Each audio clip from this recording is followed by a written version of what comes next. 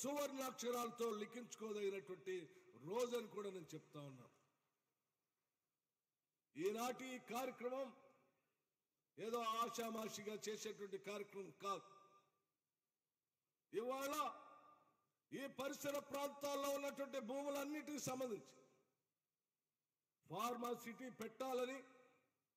ఆ pharma city ద్వారా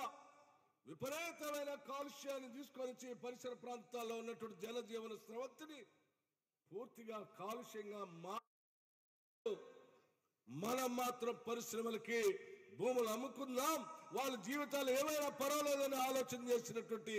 ఆనాటి టీఆర్ఎస్ ప్రభుత్వం లాగా ఇక్కడ నివాసం ఉంటున్నటువంటి వాళ్ళందరికీ ఎలక్ట్రానిక్స్ సంబంధించిన యూనివర్సిటీసే కాదు, అడ్వాన్స్డ్ మ్యానుఫ్యాక్చరింగ్ ఉన్న జోనే కాదు, ఆర్టిఫిషియల్ ఇంటెలిజెన్స్ లో ఉన్నటువంటి సిటీ కావచ్చు, హెల్త్ సిటీ కావచ్చు, లైఫ్ సైన్సెస్ కావచ్చు,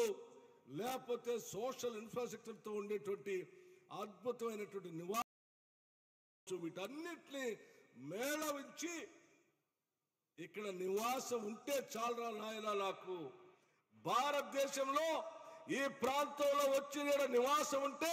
నాకు అంతకంటే అదృష్టం ఏముంటుంది అనేటువంటి స్థాయిలో ఈ ప్రాంతాన్ని అభివృద్ధి చేయడం కోసం ఈ రాష్ట్ర ప్రభుత్వం, ముఖ్యమంత్రి గారు రేవంత్ రెడ్డి గారు ఆలోచన చేసినటువంటి ఫౌండేషన్ స్టోన్ ఇది. కొన్ని సంవత్సరాలుగా నిర్మించినటువంటి సికింద్రాబాద్ కావచ్చు, హైదరాబాద్ కావచ్చు, సైబరాబాద్ కావచ్చు, వాటన్నిటిని మించి తలదన్నేటువంటి అద్భుతమైన నగరం